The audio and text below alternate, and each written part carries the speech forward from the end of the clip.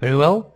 Now that we have arrived at this point, that is to say the third stage of our sculpture, we'll begin to add some extra details, such as gloves or boots, which are somehow the most notorious features. This time we are going to use the subtool panel. We are going to add another piece. We will stand in the piece that we need, in this case the cylinder, and we are going to rotate it for our character. In this case, we will not use the transpose, but we will use the tools of the formation panel. We are going to use rotate, but we must take into account the axis in which we are going to rotate it. In this case, the z-axis is activated. In this case, it doesn't work well. We turn on the x-axis. And we will rotate it 90 degrees. With that, we already have the boot, and we can simply lower the size.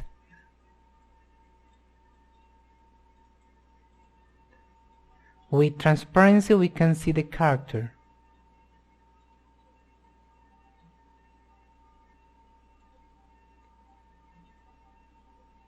We will try to adjust this boot as accurately as the size of the boot.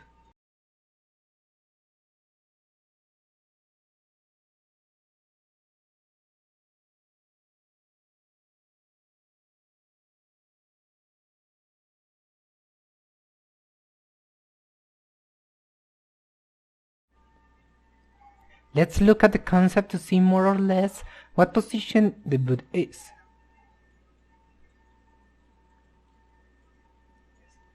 Making an estimate here, I think this is the first joint.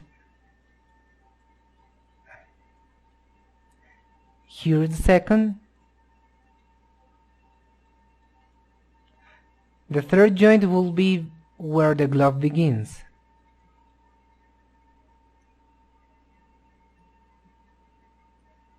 So if here is the first joint, here will be the second. Here is more or less the point where the glove should be.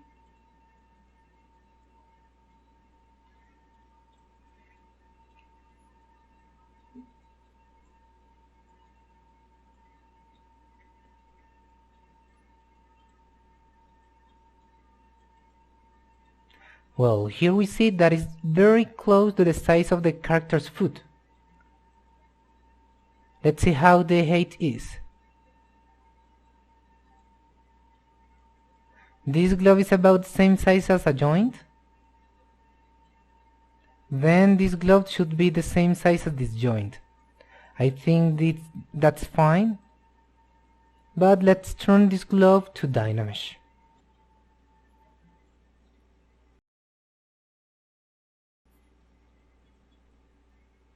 Okay, done. What we are going to do in this case is that we are going to use the insertion brushes.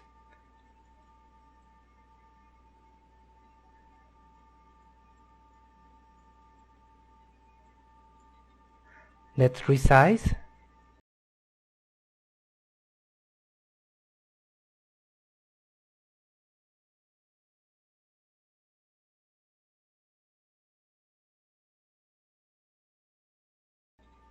And let's regenerate. Taking this finger as sample, we will form other one here.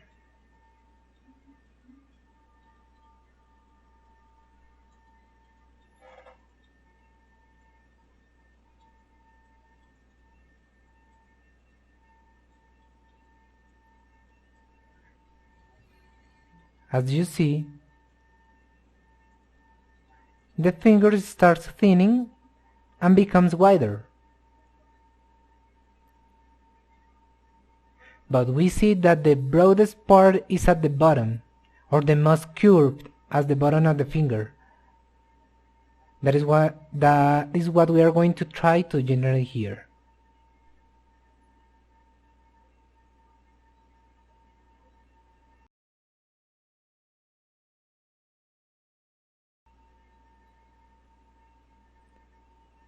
Remember to see your character from different angles to complete the sculpture.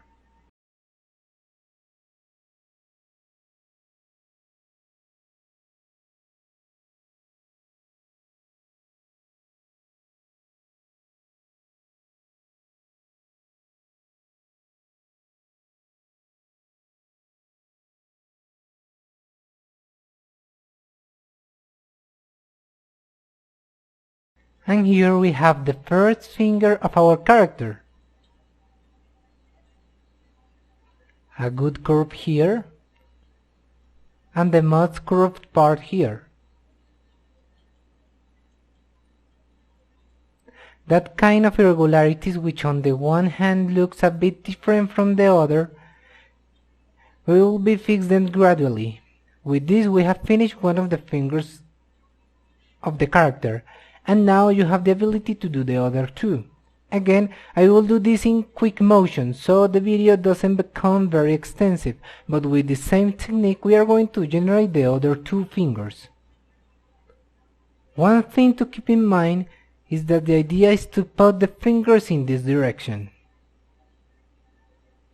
One in this way, the second stay in this direction, and the other will be in this direction.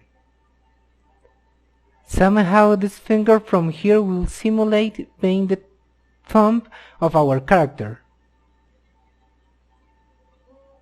As you can see, in some way the character has a somewhat human shape of the hands.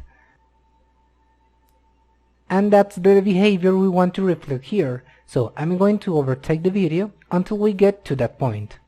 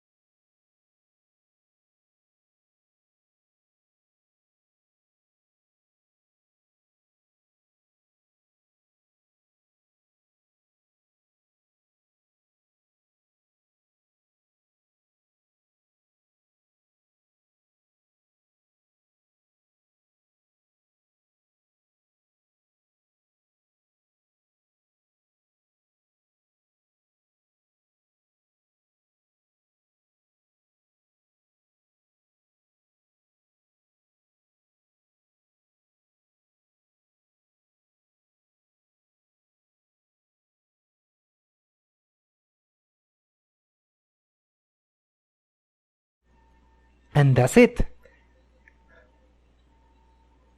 Basically, we make the full character. We see that he already has his hand. We need to fix it, but I'll let we already generate another piece of our character. Now that you have used the technique to generate the fingers, we already have a more complete character. In the next video, we will take the glove that we have here and we will copy it to the other side. So, see you in the next video.